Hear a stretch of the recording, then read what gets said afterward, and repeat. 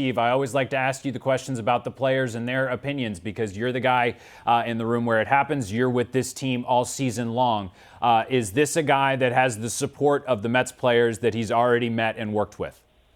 Very much so. They love him. And that is a major reason why I thought, a week ago, kind of what Andy was saying, even before the Beltran news came out that the Mets indeed decided to part ways with him, I thought that if that did come to pass, Luis Rojas was a very logical candidate, especially at this late date, to take over as manager. He has the respect of that clubhouse. He's managed a lot of those guys before. He's come up, like some of them have said, he's come up grinding it out with them in the minor leagues, bilingual, which certainly helps.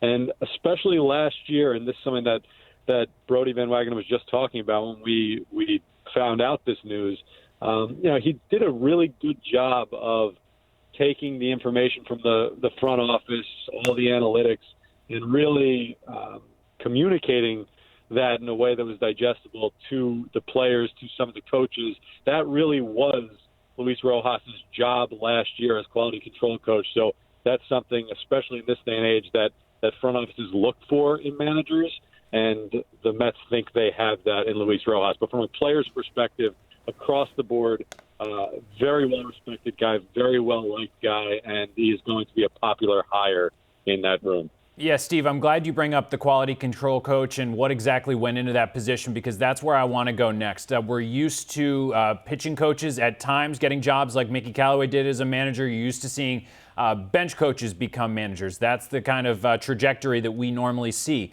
Quality control coach is a job that a lot of, I think, Mets fans out there are wondering what was Rojas doing on a day-to-day basis.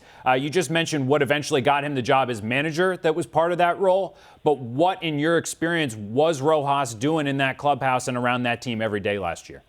Yeah, it was kind of, Doug, like I just described. He was, not to bring up Carlos Beltran, but one of the things that Beltran talked a lot about was he didn't like the word analytics. He liked the word information. He thought that sometimes if you talk to some players and you break it down too technically, they shy away from wanting to use that type of data. But if you say, hey, I've got some information to give you a little bit of an edge, then the players are more receptive to it. And I think that's really at its core what Luis Rojas was there to do last year. He was there to be the conduit between the front office, the analytics department, and the coaching staff and the players, and find ways to make the information much more digestible from a player's perspective.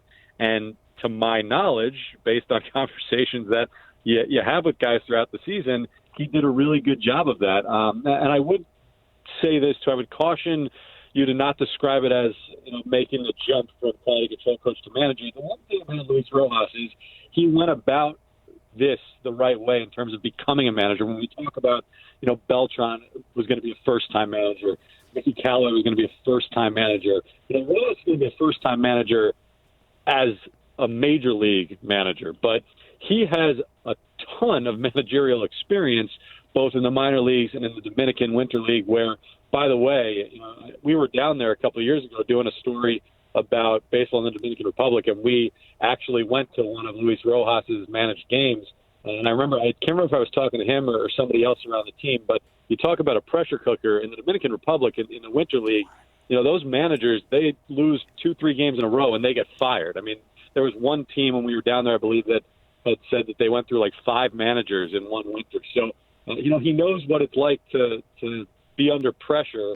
And so he does have experience managing in a way that, neither Beltran nor Mickey Callaway had. It's a different level when it comes to New York. There's a lot of responsibility in terms of being the front-facing person of an organization that he probably did not have to deal with. But he knows what he's doing in terms of X's and O's when it comes to in-game management.